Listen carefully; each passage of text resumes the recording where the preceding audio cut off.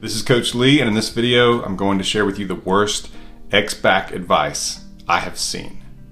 Take a second and click the subscribe button below so that you can be notified when I have more videos like this. And that includes videos on relationships, attraction, breakups, marriage, and success in life.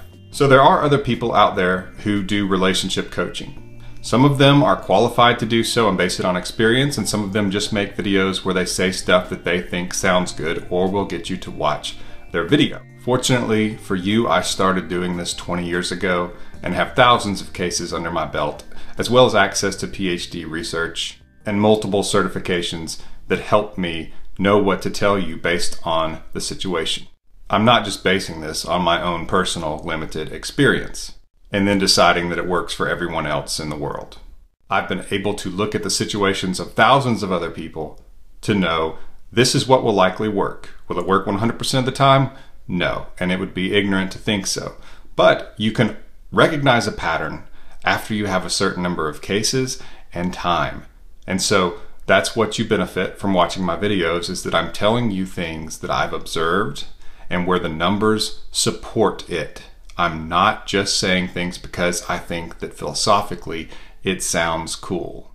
I'm also not saying things so that I sound different or separate myself from the other coaches, because I know some of them will simply take a position because I took the opposite position or some other coach took another position, and they just want to give you some other option to see so you'll watch it. And to me, that's unethical and ridiculous. So I'm going to be genuine and honest with you on what I see that works based on 20 years of experience, as well as valid scientific research into the situation, if it exists. So let's get to the list of worst X-back advice I have seen. Number 5 on the list of worst X-back advice is to send a creative gift.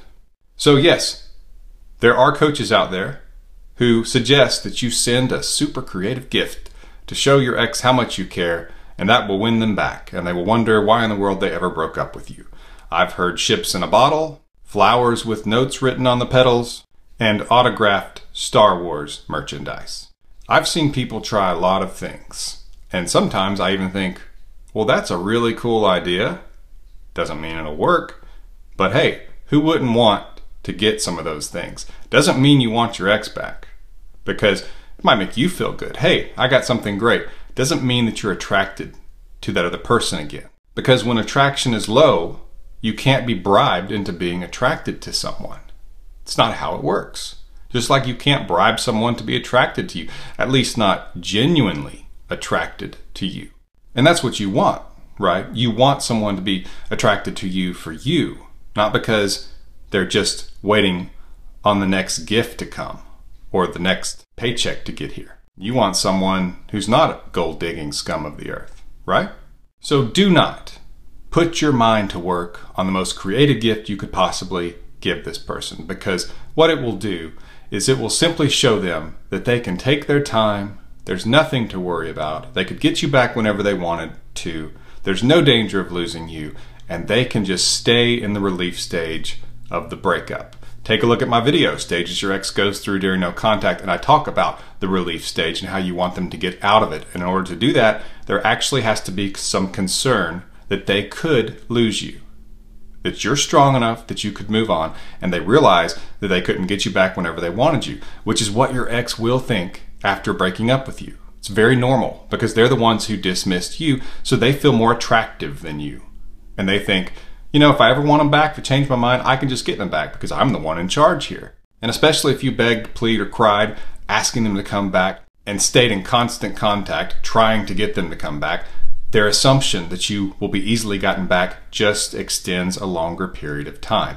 And so when you send them that gift, all you're doing is showing them that you're right there, backup plan mode, waiting in case they change their minds, and will give you the time of day. Number 4. Wait 30 days, then contact your ex. Even on some of my videos, people will say, Coach, I waited 30 days during the no contact period and contacted them, and they didn't reply. And somehow that means that I was wrong, even though I never suggest a 30-day no contact period, because that's not enough time. Interestingly enough, the chemicals in your brain that create separation anxiety don't reach their peak till somewhere around day 45. Now that does not mean that on day 45 that your ex will be missing you to the highest level possible. It's around day 45. At least that's more than 30 days. So 45 days is really a minimum if you're looking for one, but even that's not enough. It seems like the 2.5 month mark if you're going to reach back out. If you just say, you know what, I'm tired of this, I want to move on with my life and I'm just gonna reach out because I have nothing to lose, and then make a decision. If you wanted to do that, which it's one of those things where if you have nothing to lose, you have nothing to lose. And people even argue with me on that and say no contact should be forever. That's fine if that's what you want to do, but it's also all right if somebody reaches out. It's their choice, and you know what? I've seen a lot of relationships be able to stand the test of time who are happily committed today when there was a breakup and they got back together. So no, just because there's a breakup doesn't mean that you two can never be together, and that an ex is an ex for a reason and you should never ever get back with them. As I've mentioned in other videos, if they break up with you and can't stay away, they learn a valuable lesson and they learn to value you in their life again. As I've said in other videos, if they break up with you and can't stay away, they learn something valuable, extremely valuable, and that is that next time if there's trouble, they remember that and they know it's worth working on. Yes, sometimes people have to learn that, but you'd rather have someone who learned that already than someone who doesn't already know that, because you're just possibly setting yourself up for difficulty if they think that the relationship should always just be smooth sailing. That being said, 30 days is just not enough. It's just not enough. Based, again, on lots of years. Now, the reason you hear the 30-day thing is because, hey, 30 days is better than 0, but at the same time, it's easier. It's more appealing. The idea, oh, just 30 days, I think I can do that. And then I'm over here saying 2.5 months, and you're like, this guy's telling me something difficult to do. I don't want to do that. I want the easy route. Well, but at the same time, if I told you you could get your ex back by doing something really difficult, like going to the middle of the forest, slaying a dragon, crawling over hot coals, you'd probably do it. Well, here's your something difficult. If you don't hear from them, you need to wait 2.5 months so that they can understand that you're valuable, that they might could lose you, and that they could actually miss you and want you back. And sometimes that's what it takes to wake someone up. Between this tip, I just want to take a second to say subscribe to my channel so that you can get more information like this. And that includes information on mindfulness, attraction, marriage, and not just on getting your ex back. Number 3 is a little bit like number 4, except it's even worse, and that is contact your ex after a week, especially if she's a woman. In my opinion, the reason that that idea is pushed is because guys are trained from when they were little boys to be very action-minded. You want something, you got to go get it. You've got to chop down the trees in the forest, you've got to fight, you've got to push, you've got to make it happen. You've got to outwork the other person. That's what we're taught, most of us anyway, from when we were little boys. And so it appeals to that. Women, on the other hand, are usually, and again, I'm just saying usually, I know there are exceptions, generally speaking, most women are taught to be more subtle and to be more patient. They're also taught even to play hard to get, which doesn't really work in the modern day because so many men have experienced so much of it that they are pretty terrified of rejection. And so they just won't push. They won't deal with it. They'll say, you know, if she's not interested, she's not interested. And really, it's not a fair game anyway, because everyone wants to feel like the other person is interested in them. And most men resent the idea that you might be playing a game with them and will likely just hit the road if they realize that's what's going on. But the idea is presented that no contact doesn't work on women, and so you should reach out after a week, which flies in the face of the last 20 years where I've been able to see thousands of cases and no contact work just as well on women.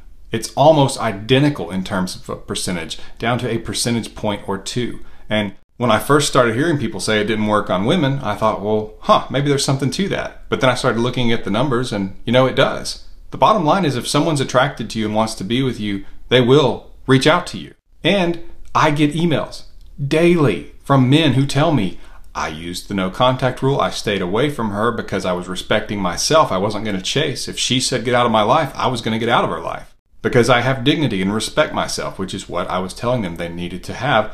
And she reaches back out to them and they end up getting back together. It happens a lot. This is not me just saying something because I think it sounds good or because my uncle told me. This is because I looked at the data. I was too young to have much of an idea of what was going on when I started learning these things. So all that I had was the data and some of the research. And so what I'm telling you is simply based on the numbers. And I understand people have different experiences. And some people will come on my channel and they'll say, no, it doesn't work because this happened to me. Well, nothing is 100% because we are all so different. And because the situation's different. Sometimes people are dating someone who really doesn't like them that much and they don't even know it. So of course, the no contact rule is not going to work. But if you two had a great thing and you believe that and trust that, then bet on it. Stay away. Do what they want. Let them experience the breakup. And it needs to be for longer than a week, no matter what sex they are. Take a look at information on my emergency breakup kit. It's in the description below. You can learn how to get your ex back. It's a powerful guide that helps you make sure you're not doing the things that can push your ex away further and that you're doing the right things that can get your ex back. That's the emergency breakup kit. Take a quick look at the link in the description below to that. The number 2 worst ex back advice on my list is often touted by someone who I admire, but we share this as a disagreement. And that is the idea that you should ignore your ex when he or she reaches out. I must admit, it's appealing because you want to get them back.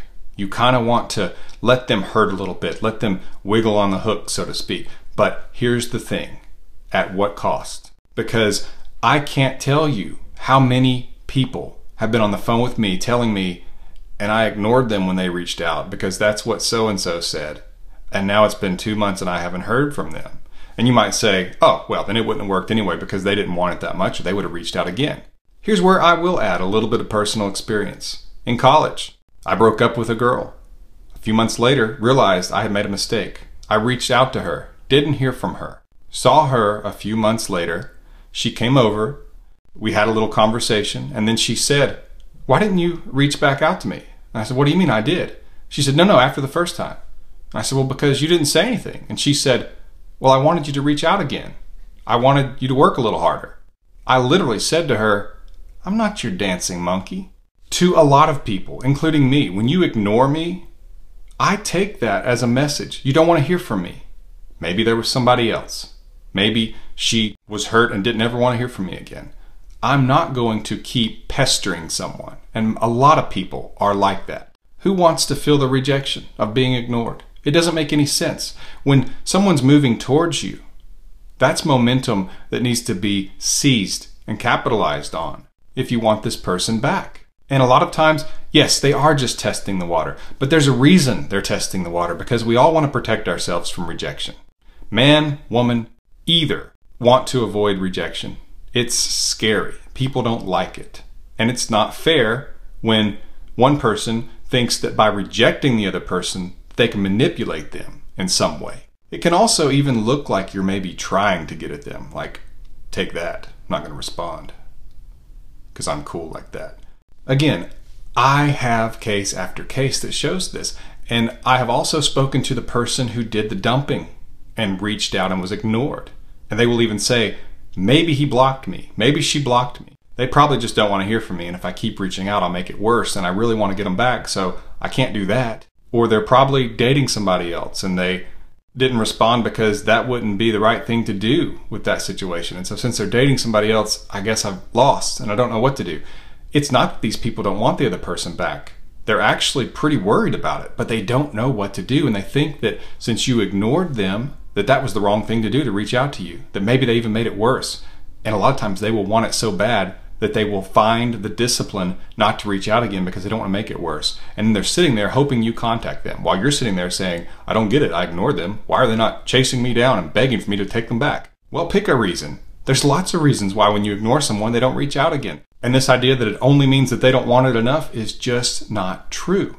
I'm not saying that when they reach out that you say, oh good, I have dwelt in darkness without you, and I can't wait to tell you how much I love you over kisses and hot chocolate. You respond casually. You don't carry the conversation. They will feel that they are the ones carrying it. They will feel that you're not just latching on and excited, but they will also at least know that they can keep moving towards you. It won't stop the momentum, which does it every time? Does it stop the momentum every time? No, some people will push through, but that's just it. Sometimes people will think they're doing the right thing to get you back by not reaching out again because you ignored them. And so then you're in a real mess. All right, enough on that. The worst ex-back advice that I have seen out there is refuse to change, no matter what, even if you're dead wrong. People will say they should love you just as you are. Well, just because they love you does not mean that they want to be with you necessarily. If you have major problems or you're doing something really bad or you need to improve as a person to be more attractive.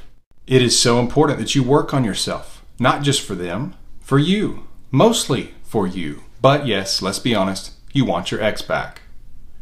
It's okay, it's not a crime. And so make yourself a better partner for them. Why? Because you love them. That doesn't make you a beta male or weak or a beta female or whatever new trendy word someone might make up this week. It's okay to love someone and think that maybe they've made a mistake and maybe they're going through a difficult emotional time and they're confused, and that they might look back at it and realize they want to be back together with you, and that then you two will actually be stronger than before, because if you ever have difficulty, this person knows that they can't be away from you because they love you and miss you. That's actually pretty awesome, and a lot of people don't get to experience that. So if you need to change something in your life, do it. Not just for them, but for you as well. Make yourself the best version of you possible, for you, for a potential romantic partner, and for the world. Will you get your ex back? I truly hope so. The numbers are on your side if you do the things that I'm telling you to do, but it's not 100%.